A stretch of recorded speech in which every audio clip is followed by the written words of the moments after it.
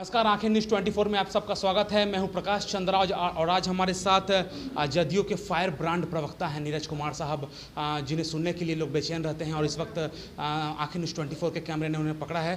Sir, सबसे पहला सवाल है कि आज अभी जो सियासी घमासान मचा हुआ है, FIR को लेकर हाईकोर्ट ने निर्देश दिया है कोतवाली को कि तेजस्वी यादव, मीसा भारती सहित कई नेताओं पर, इस मामले में क्या कहेंगे आप? यह राष्ट्रीय जनता दल का आंतरिक मामला महागठबंधन का जी। और न्यायपालिका ने प्रथम दृष्टया में साक्ष्य के आधार पर संज्ञान लिया है, तो ये न्यायपालिका के प्रक्षेत्र में है। लेकिन मेरी चिंता यह है कि राष्ट्रीय जनता दल का तो ये मूल चरित्र है कि बिना दान के मुस्कुराते नहीं।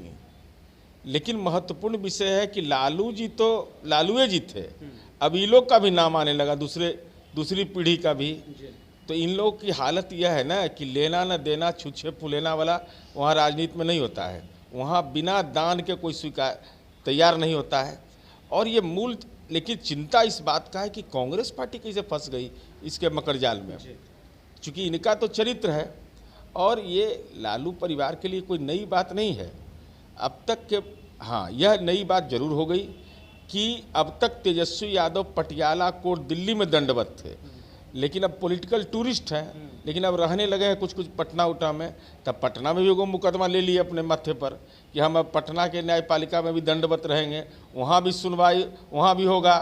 तेजस्वी यादव पिता लालू प्रसाद यादव हाजिर हो, कहें हाजिर हैं हुजूर। यही है संस्कार राजनीति का। राजनीति में ऐसे लोग जो संपत्ति सृजन करते हैं, जो राजनीति में टिकट के लिए, इसके लिए मैंने कितना लंबा फेरहिस्त है, लेकिन इस संकल्प लिए हुए हैं कि हम नहीं सुधरेंगे। चूँकि लालू यादव को मौका मिला तो देखिए कहाँ पहुँचे हुए हैं। और इन लोग का चरित्र देखिए, तो झारखंड में गए हैं पार्टी का प्रचार करने, झारखंड गए हैं।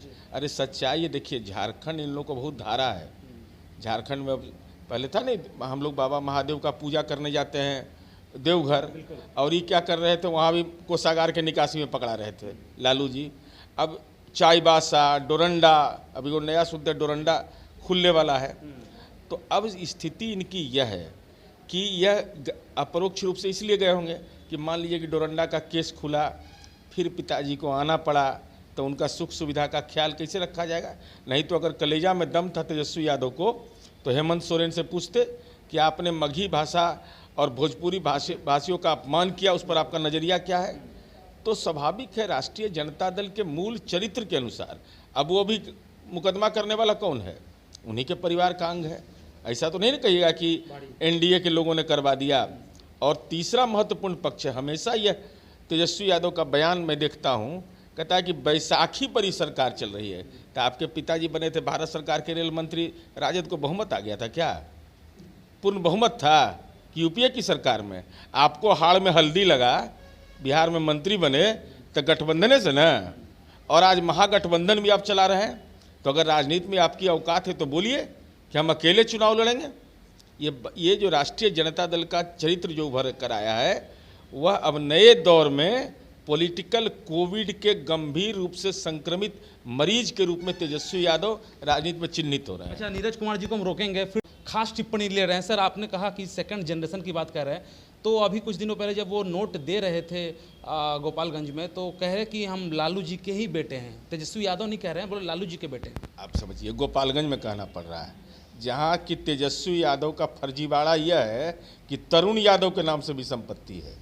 अब हमको बताना पड़े कि हम पिताजी का सम्मान सब करता है, लेकिन विपक्ष के नेता रहे, मंत्री रहे, अभी भी बोलना पड़ा है फला बाबू के हम बेटा है। इसका मतलब क्या है? आपकी राजनीति में पहचान खुद की नहीं है, बल्कि बोरोइंग पहचान है कि भाई हमको पहचाने लालू जी थे। बाप ही पूत परापत घोड़ा, नहीं है कुछ तो थोड़म थोड़ा। मतलब आप कहना चाह रहे हैं कि जैसे कहें कि फलना बाबू जो हैं वो इसके पिता हैं तो ज़्यादा अच्छा लगता है, लेकिन अगर हम कहें कि हम इनके बेटे हैं तो फर्क पड़ जाता है। अच्छा तो तब लगता जब ये बोलते, हम लोग को भी सुकून मिलता कि मैं तेजस्वी यादव सजा याफ्ता लालू प्रसाद का बेटा। अपने परिवार में भी हमारे पिता ने फुलवरिया में ज़मीन लिखवा लिया। समाज के विभिन्न तबके के लोग जिनको भी नौकरी लगा रेलवे में, सब से ज़मीन लिखवा लिया। 1 कट्ठा 2 कट्ठा, BPL टाइप का भ्रष्टाचार जिसको कहते हैं।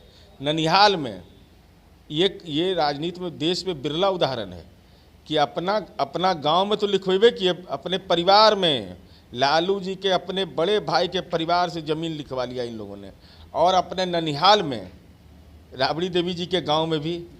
तो ये स्थिति इनकी है, तो ये स्वाभाविक है। मान ली वो तो किए, ये बेचारे, इनको भी मौका मिला तेजस्वी यादव को, तो अति पिछड़ा समुदाय के व्यक्ति से दरभंगा में पार्टी ऑफिस के नाम पर ज़मीन ले लिया। दूसरी पार्टी का उम्मीदवार थे वो, समझ लीजिए कितना भारी भूमि से प्रेम है ज़मीन से। पार्टी दूसरा महागठबंधन का घटक दल उस समय था, उसके उम्मीदवार से लिखवा लिया ज़मीन। भाई तो ज़मीन का भूख है, कितना ज़मीन चाहिए, कितना संपत्ति चाहिए आपको। लेकिन ये स्वाभाविक संस्कार है। तो बाप ही पूत परापत घोड़ा, नहीं है कुछ तो थोड़म थोड़ा। अच्छा, मेरा अंतिम सवाल है कि राजद भी कह रही है कि जिस प्रकार से 2 दिवसीय आप लोग का कार्यशाला हुआ है जदयू का, तो लेकिन वो कह रही है कि बार बार ललन सिंह कह रहे हैं मध्यावधि चुनाव हो सकता है, तभी कार्यकर्ताओं को कहा जा रहा है कि चुनाव के लिए तैयार रहिए, चुनाव के लिए तैयारी। कौन से चुनाव की बात कर रहे हैं ललन सिंह? ज्ञान का आतंक फैला रहे। कहाँ बोले हैं हमारे पार्टी के राष्ट्रीय अध्यक्ष ने, क्या बोला है कि भाई हम 2010 की स्थिति में पहुंचना चाहते हैं, हमारा लक्ष्य तय किया है। लेकिन अब राष्ट्रीय जनता दल का हम तो बैठक कर रहे हैं कि भाई हमने समाज के सारे तबकों के लिए काम किया, क्या सांगठनिक कोई परेशानी है, क्या दिक्कत है। हम तो ये नहीं करते हैं भाई कि टिकट लेना है तो ज़मीन लिखवा लो, ज़मीन दे दो हमको, कुछ द्रव्य लाभ कराओ पार्टी को। ये सब काम हम लोग बैठक में नहीं करते हैं, गुपचुप कोई काम नहीं, हम खुला मंच से अपनी बात को हम लोग रखते हैं। लेकिन राष्ट्रीय जनता दल को यह भी अगर नहीं मालूम कि हमारी पार्टी ने क्या लक्ष्य तय किया है, तो इसीलिए मैं कहता हूँ कि पॉलिटिकल कोरोना के शिकार हैं। मतलब ऐसी कोई बात नहीं है। हमारे यहाँ क्या है, हम एनडीए का गठबंधन मजबूती से चल रहा है, और माननीय मुख्यमंत्री नीतीश कुमार जी ने 2020 के जनादेश के बाद अपनी अनिच्छा व्यक्त किया सार्वजनिक।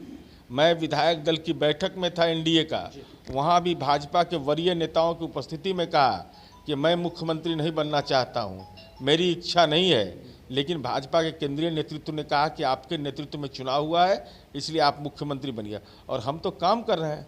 अरे भाई, हम तो चिंता कर रहे हैं कि 10 रुपया महीना पर कैसे इंजीनियरिंग कॉलेज में बच्चों को पढ़ाते रहें और कैसे संख्या बढ़ती रहे। हमको चिंता थोड़े है कि भाई ज़मीन लिखवा लो एडमिशन के नाम पर, नौकरी के नाम पर, ये सब चिंता हम लोग नहीं करते हैं। चलिए, बहुत बहुत धन्यवाद नीरज कुमार जी का, और आप देखते रहिए आंखें न्यूज़ 24, नज़र हर खबर पर।